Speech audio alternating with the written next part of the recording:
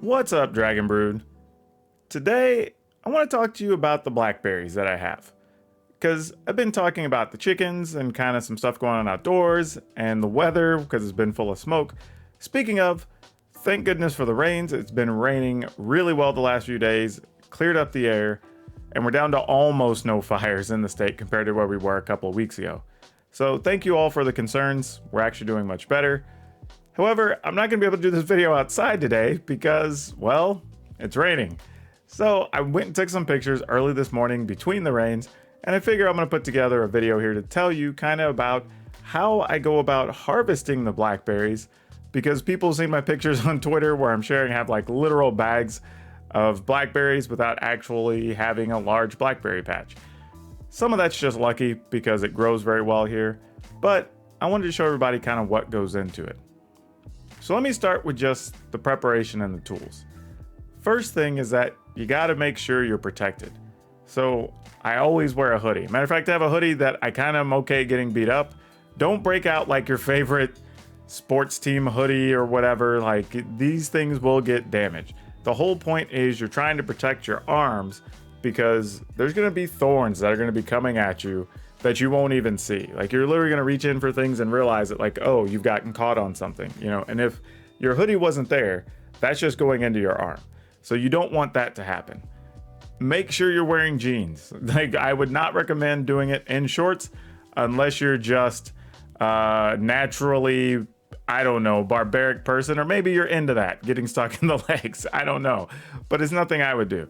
So always throw on a pair of jeans, because again, you just need that layer of protection between you and those thorns coming off of the plants. That's one of the biggest things, is just make sure you're protected. Like, if you can see in this picture here, well, hold on, we'll get to that. Let me actually show you also gloves. Gloves are the next step, because you actually need to be able to grab these berries, obviously, and there's going to be, again, thorns everywhere. You're reaching your hands into stuff, like physically grabbing things that are going to be aggressively thorny. And I'm talking about, like, y'all may, if you don't know, like, we've all know about rose bushes, right? And how those have thorns all along the stems. Well, basically, this is a whole plant of that that just happens to grow tasty berries on the end. Like, that's what you're dealing with when you're talking about blackberry vines or stems or whatever you want to call them.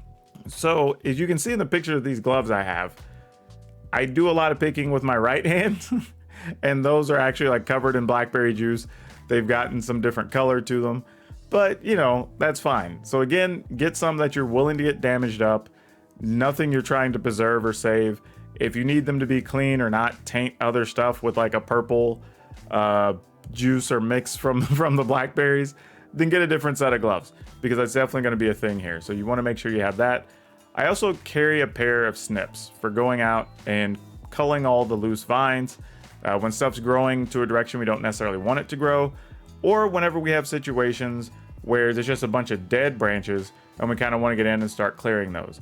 And as a matter of fact, I'm probably going to be doing a little bit more of that going into the month of October as we transition to November, because once it starts getting cold and icy or snowy, we're not going to be getting that many blackberries off of it, and that's going to be probably the best time to go in and take out all that dead wood, especially since we're not going to be pulling any more blackberries off of it. Now, this next part's going to look a little silly, but whenever I go out and I'm harvesting the blackberries, I need something to carry them in, obviously. Now, sometimes I will just take out like a sandwich bag if I think it's going to be a small day, or if it's going to be a heavy day, I'll just take a full 2-gallon freezer bag and I'll just start that as what I'll start putting everything into on the coming days. But I don't recommend that for people. It's a hard way, because like, think about this. Like, when you're trying to hold a bag, I'm going to use a card here, but like, you're generally pinching the edge. So you're going to be holding it like this, which isn't a normal hand position for people. So what I recommend is something like this. And yes, that's a McDonald's Halloween bucket. The thing is, it's easy to carry. You know, it doesn't really get in your way. If you need to hook it over your arm for some reason, maybe you're trying to clear a branch while you're trying to get in and snip something, you can still do that and not have to set your bucket down. And you also reduce the odds of you dropping it. That's the biggest thing. Because the worst thing that can happen to you is you spend 35, 45 minutes out there, you're getting a nice little haul, and you're just not paying attention and your bag slips out of your hand. And now half your berries are on the floor, you know, tucked up under something. Maybe they fell into the branches where you can't get them. And then you're going to be very disappointed. So having something like a bucket is easy, and it also in some ways works as a way to deflect stuff away from you again, because it's another barrier between you and those thorns. Small things, but it makes a big difference. Now, some of you may also ask, okay, I got the gear, I'm all set up, but how do I know what to pull off of the blackberry bush? Well, the fact of the matter is, it's kind of up to you.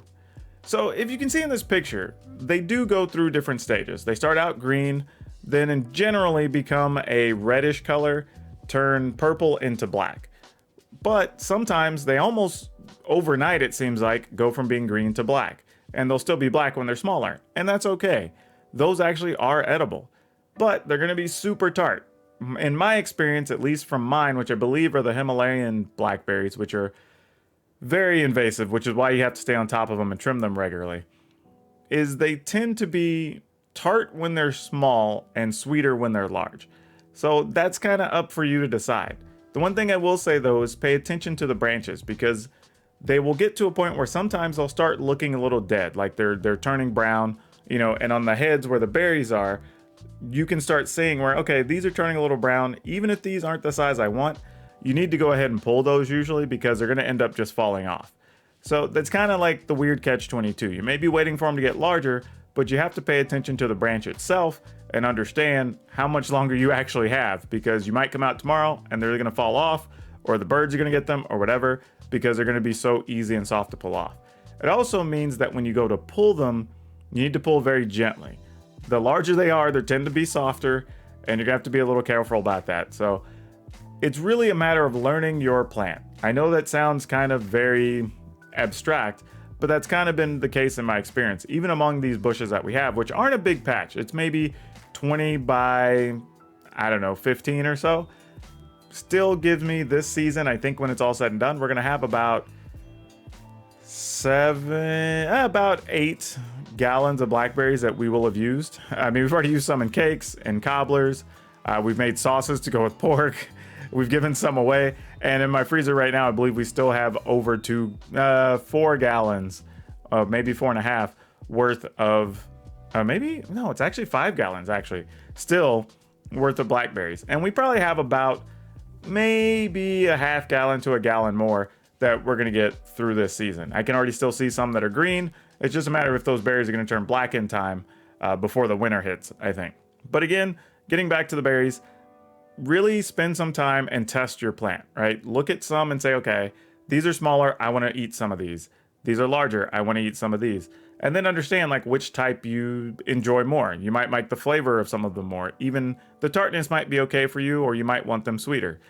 And that allows you to know when to start pulling stuff as you identify it. Also, look at the coloration of the stems coming from the heads of those plants to the berries, because that'll help you also identify, okay, these came off really easy, which now means whenever I see them of this color, I need to go ahead and start pulling them, because this end isn't going to live much longer. You'll see a lot of change in the growth in your blackberry branches. Like they're going to go from green to deep green to brown for no good reason sometimes. Like you will look up underneath and there's going to be so many stiff pieces of dead wood, and they just keep growing and growing and growing. So there's not a lot you can do about it. All you can do is cultivate it, snip the dead wood, do what you can to trim it down, and kind of focus the growth where you want. I tend to do a lot of trimming during harvest season, which for us kind of started this year, I want to say in like late July, and kind of went all the way till now into October. So we're still going to be pulling stuff. Well, I mean, I guess it's technically the end of September. It's October in 5 days, and we're still going to be pulling blackberries. But even during that time, you'll still have vines that want to grow over. And then you want to go ahead and just snip those and keep your growth contained. And then as you get the dead ends that aren't growing berries anymore, you can go ahead and start snipping those.